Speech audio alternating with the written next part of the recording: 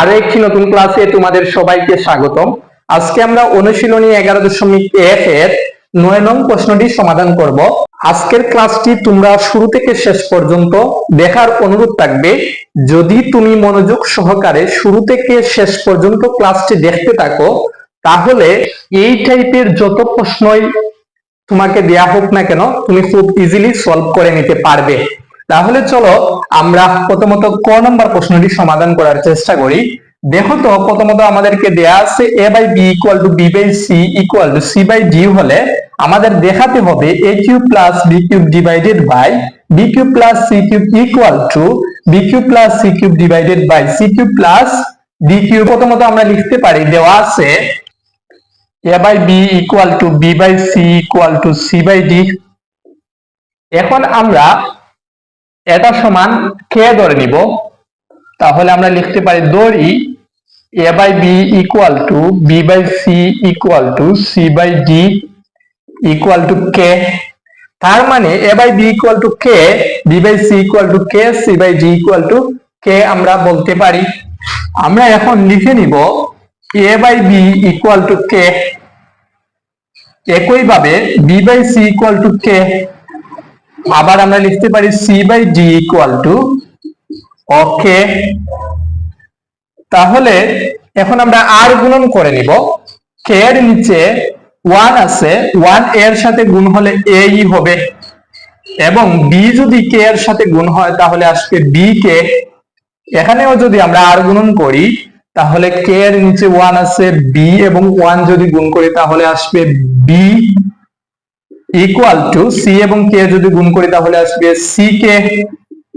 এখানেও দেখো তো, c1 এর সাথে যদি গুণ হয় তাহলে আসবে c, d k এর সাথে গুণ হলে d k হবে। এখন দেখো তো ভাইয়া, এখানে আছে b, এখানে b এর একটি মান আছে c k। তাহলে এই b এর জায়গায় আমরা c k বসিয়ে নিতে পারি। b এর জায়গায় কত বসাতে পারি বলতো? c k। এখানে আছে k। এখন দেখো তো, a equal two c, k এবং k যদি গুণ করি তাহলে আসবে k স্কয়ার, রাইট? এখন এখানে দেখো তো, c এর পরিবর্তে কত বসাতে পারি? d কে বসিয়ে নিতে পারি। b equal two d k, এখানে আছে আরো একটি k। তাহলে আমরা দেখো তো b ইকুয়াল টু কি পাই? d k এবং k গুণ করলে আসবে k স্কয়ার। এখানে c equal two d k যেভাবে আছে ওইভাবে রেখে দিলাম। এখানে আবার দেখতে পাচ্ছি c আছে, c এর একটি মান আছে d k। তাহলে আমরা c এর পরিবর্তে d k বসিয়ে নিব। এখানে আছে k স্কয়ার। তাহলে আমরা আলটিমেটলি পেয়ে যাব a equal two d into k, এবং k স্কয়ার যদি গুণ করি আসবে k কিউব, রাইট? তাহলে আমরা আলটিমেটলি পেয়ে গেলাম a equal two d k cube, b equal two d k square, c equal two d k। এখন আমরা লেফট হ্যান্ড সাইড নিয়ে কাজ করব। লেফট হ্যান্ড সাইডে আছে a cube plus b cube divided by b cube plus c cube, right? এখন আমরা a b c এর মান বসিয়ে নিব। তার উপর পাওয়ার আছে 3 প্লাস b এর পরিবর্তে আমরা বসিয়ে নিতে পারি d k স্কয়ার, তার উপর পাওয়ার আছে 3। একইভাবে আমরা b এর পরিবর্তে d k স্কয়ার বসিয়ে নিব, পাওয়ার 3 দিয়ে নিলাম, প্লাস c এর পরিবর্তে আমরা কি বসাতে পারি বলতো? d k, তার উপর আছে হোল কিউব। এখন দেখো তো, d k cube whole cube আছে, তাহলে d এর উপর পাওয়ার 3 দিতে হবে, আবার এই 3 এবং এই 3 গুণ করে নিতে হবে।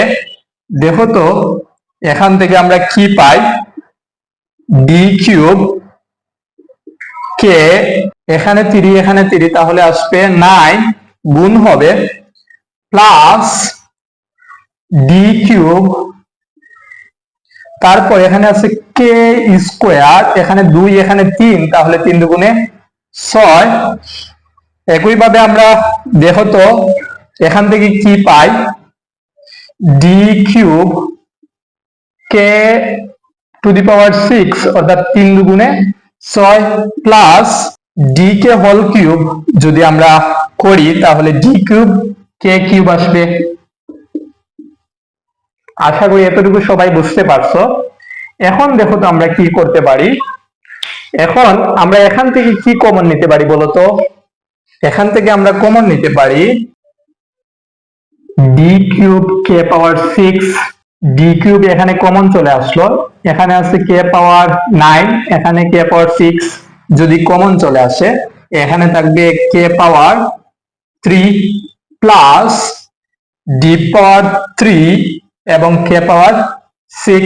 তাহলে এটি যেহেতু কমন চলে আসলো, এখানে থাকবে 1, হর থেকেও আমরা একইভাবে কমন নিয়ে নিব।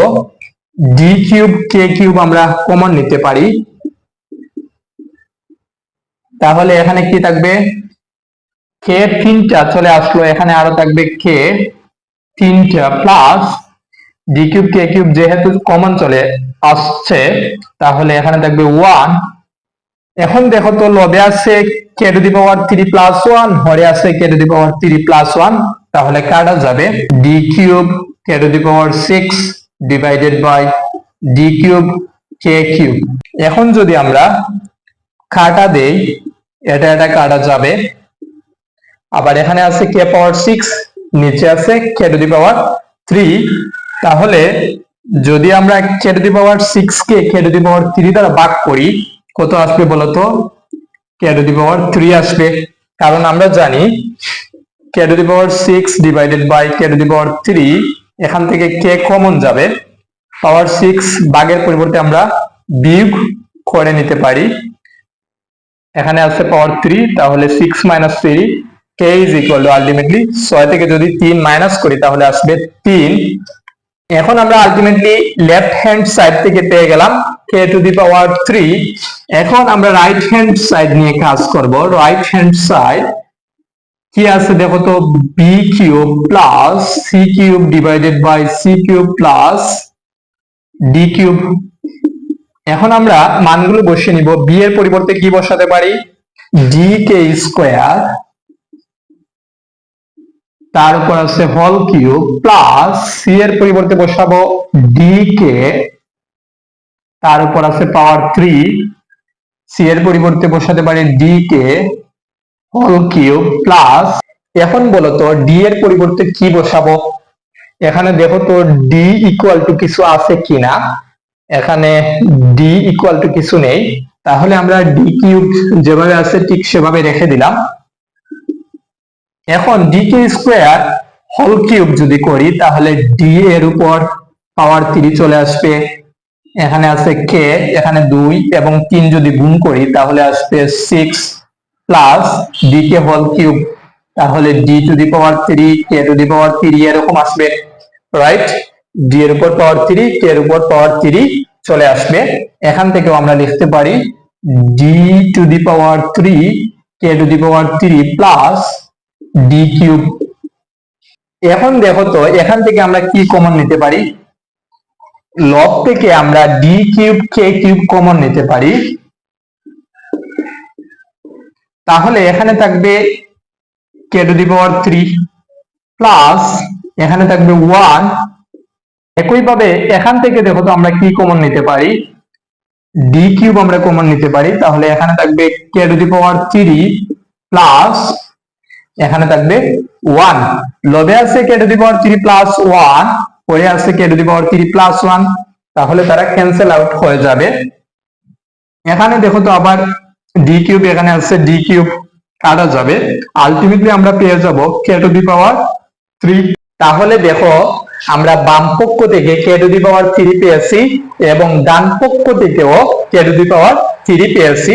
তাই আমরা বলতে পারি সুতরাং left hand side is equal to right hand side. তারা বলছে দেখাও যে, আমরা লিখে দিতে পারি শোড অথবা দেখানো হলো। আশা করি সবাই এই প্রশ্নটি খুব ইজিলি বুঝতে পারছো। তাহলে চলো এখন আমরা পরবর্তী প্রশ্নটি সমাধান করি। দেখো তো পরবর্তী প্রশ্নটিতে কি বলা হয়েছে, a square plus B square plus C square into B square plus C square plus D square equal to AB plus BC plus CD whole square, অর্থাৎ এটা সমান এটা দেখাতে হবে। তাহলে প্রথমত আমরা কি করতে পারি, দেখো তো আমরা লিখে নিতে পারি, দেওয়া আছে a by B equal to B by C equal to C by D. এখন আমরা আগের প্রশ্নটির মতোই ধরি a by B equal to B by C equal to C by D equal to K ধরে নিব। এতটুকু সবাই বুঝতে পারছো? তাহলে দেখো তো আমরা আগের প্রশ্নটি যেভাবে করে নিয়েছি, a by B equal to K ধরে নিতে পারি, B by C equal to K ধরে নিতে পারি, একইভাবে C by D equal to K ধরে নিতে পারি। তাহলে দেখো তো যদি আমরা আর গুণন করে নেই, a equal to B K আসবে, এখান থেকে B equal to C K আসবে, right, C equal to D K আসবে। এখন আবার আমরা দেখতে পাচ্ছি এখানে বি আছে, বি এর একটি মান আছে সি কে, তাহলে এই বি এর পরিবর্তে আমরা সি কে বসিয়ে নিতে পারি। এখানে কে আছে, কে রেখে দিলাম, a equal to C into এখানে কে এবং কে যদি গুণ করি তাহলে আসবে কে স্কোয়ার। আবার আমরা কি করতে পারি, দেখো তো এখানে বি ইকুয়াল টু সি এর পরিবর্তে কি বসাতে পারি, ডি কে বসিয়ে নিতে পারি। ডি কে এখানে আছে কে যেভাবে আছে ঠিক সেভাবে আমরা রেখে দিলাম। বি ইকুয়াল টু ডি, কে এবং কে যদি গুণ করি তাহলে আসবে কে স্কোয়ার। আশা করি এতটুকু সবাই বুঝতে পারছো। এখন আবার দেখো তো এই সি এর পরিবর্তে আমরা ডি কে বসিয়ে নিতে পারি। ডি কে এখানে আছে K square, K equal to D into K এবং কে স্কোয়ার যদি গুণ করি তাহলে আসবে কে কিউব। তাহলে আমরা আলটিমেটলি পেয়ে গেলাম a equal to D K cube, b equal to D K square, c equal to D K. এখন আমরা বামপক্ষ নিয়ে কাজ করব। দেখো তো লেফট হ্যান্ড সাইডে কি আছে, a square plus B square plus C square into B square plus C square plus D square. এর পরিবর্তে কি বসাতে পারি বলতো, ডি কে কিউব বসিয়ে নিতে পারি। এখানে হোল স্কয়ার আছে, হোল স্কয়ার দিয়ে নিলাম, প্লাস বি এর পরিবর্তে আমরা ডি কে স্কয়ার বসিয়ে নিতে পারি, তার উপর আছে হোল স্কয়ার, প্লাস সি এর পরিবর্তে আমরা ডি কে বসিয়ে নিতে পারি, তার উপর আছে হোল স্কয়ার দিয়ে নিলাম। এখন দেখো তো এখানে বি এর পরিবর্তে আমরা বসাতে পারি ডি কে স্কয়ার, তার উপর আছে হোল স্কয়ার, প্লাস সি এর পরিবর্তে কি বসাবো, ডি কে, তার উপর আছে হোল স্কয়ার, প্লাস এখন এখানে দেখো তো ডি এর কোনো মান আছে কিনা, এখানে ডি এর কোনো মান নেই, তাই আমরা ডি স্কয়ার যেভাবে আছে ঠিক সেভাবে রেখে দিব। এখন দেখো তো আমরা কি করতে পারি, D K cube whole square আছে, তাহলে ডি এর উপর স্কয়ার চলে আসবে।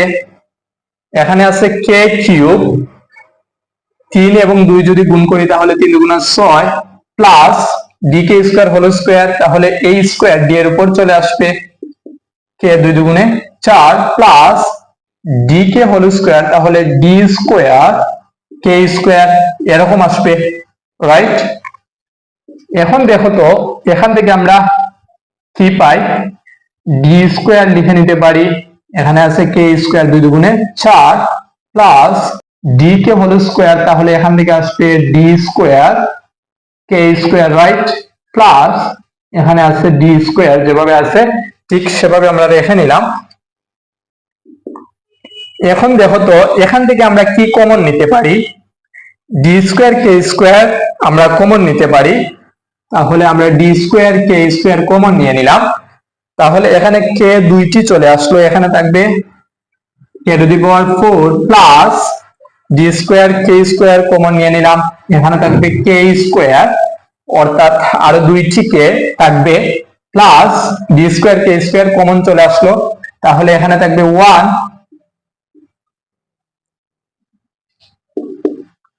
এখন এখান থেকে আমরা কি কমন নিতে পারি, ডি স্কয়ার কমন নিতে পারি, ইনটু এখানে থাকবে K to the power 4 plus এখানে থাকবে কে স্কয়ার প্লাস এখানে থাকবে 1, যেহেতু আমরা ডি স্কয়ার কমন নিয়ে আসলাম তাহলে এখানে থাকবে 1। এখন দেখো তো আমরা এই লাইনটিকে কিভাবে লিখতে পারি। এখানে আছে ডি স্কয়ার কে স্কয়ার, এখানে আছে ডি স্কয়ার, তারা গুণ অবস্থায় আছে, আমরা গুণ করে নিব। তাহলে ডি স্কয়ার কে স্কয়ারের সাথে যদি ডি স্কয়ার গুণ করি, D to the power 4 into K square আসবে। এখানে আছে K to the power 4 plus K square plus 1, এখানেও আছে K to the power 4 plus K square plus 1। তাহলে আমরা K to the power 4 plus K square plus 1 whole square দিয়ে নিতে পারি। K to the power 4 plus K square plus 1 whole square, right. আশা করি এতটুকু সবাই বুঝতে পারছো। এখন আমরা রাইট হ্যান্ড সাইড নিয়ে কাজ করব। দেখো তো রাইট হ্যান্ড সাইডে কি দেয়া আছে। AB plus BC plus CD whole square এরকম আছে। তাহলে আমরা a এর পরিবর্তে কি বসাতে পারি বলতো, DK কিউব ইনটু b এর পরিবর্তে DK স্কয়ার বসিয়ে নিতে পারি। আগে আমরা বের করে নিয়েছিলাম। প্লাস b এর পরিবর্তে আমরা DK স্কয়ার বসিয়ে নিতে পারি। c এর পরিবর্তে বসিয়ে নিতে পারি DK, প্লাস c এর পরিবর্তে কি বসাতে পারি বলতো, DK, এখানে আছে D হোল স্কয়ার, যেভাবে আছে ঠিক সেভাবে রেখে দিলাম। এখন দেখো তো ডি এবং ডি যদি গুণ করি তাহলে আসবে ডি স্কয়ার। এখানে আছে কে 3টা, এখানে আছে কে 2টা, এক্ষেত্রে পাওয়ার পাওয়ার যোগ হবে, কে টু দি পাওয়ার 5 চলে আসবে। প্লাস ডি এবং ডি যদি গুণ করি তাহলে আসবে ডি স্কয়ার। এখানে আছে কে স্কয়ার, এখানে আছে কে, তাহলে 2টা আর একটা, কে টু দি পাওয়ার 3 চলে আসবে। প্লাস এখানে আছে ডি, এখানে আছে ডি, তাহলে ডি স্কয়ার, এখানে আছে কে, তার উপর আছে হোল স্কয়ার, যেভাবে আছে ঠিক সেভাবে রেখে দিলাম। এখন দেখো তো এখান থেকে আমরা কি কমন নিতে পারি, ডি স্কয়ার কে কমন নিতে পারি। যদি আমরা ডি স্কয়ার কে কমন নেই তাহলে এখানে থাকবে কে টু দি পাওয়ার 4, এখানে যেহেতু একটি কে চলে আসলো, এখানে কে টু দি পাওয়ার 4 থাকবে। প্লাস ডি স্কয়ার কে যেহেতু আমরা কমন নিয়ে নিয়েছি তাহলে এখানে থাকবে কে স্কয়ার প্লাস ডি স্কয়ার কে যেহেতু কমন চলে আসছে তাই এখানে থাকবে 1, এভাবে ছিল। এখানে ছিল হোল স্কয়ার, আমরা সেকেন্ড ব্র্যাকেট দ্বারা আবদ্ধ করে হোল স্কয়ার দিয়ে নিলাম। এখন দেখো তো এই হোল স্কয়ারটি এটার উপরও আছে আবার এটার উপরও আছে, রাইট। তাহলে এটার উপর যদি দিয়ে নেই, এখানে আছে ডি স্কয়ার, এখানে আছে স্কয়ার, তাহলে ডি টু দি পাওয়ার 4 চলে আসবে, 2 দুগুণে 4, কে এর উপর স্কয়ার চলে আসবে into K to the power 4 plus K square plus 1, এটার উপরও আমাদের হোল স্কয়ার দিয়ে নিতে হবে, রাইট। এখন দেখো তো আমরা বাম পক্ষে যা পেয়েছিলাম D to the power 4 K square into K to the power 4 plus K square plus 1 whole square, ডান পক্ষেও আমরা D to the power 4 K square into K to the power 4 plus K square plus 1 whole square পেয়ে গেছি। তাই আমরা বলতে পারি সুতরাং left hand side is equal to right hand side showed. যেহেতু তারা বলছে দেখাও যে, তাই আমরা বলতে পারি শোড অথবা দেখানো হলো।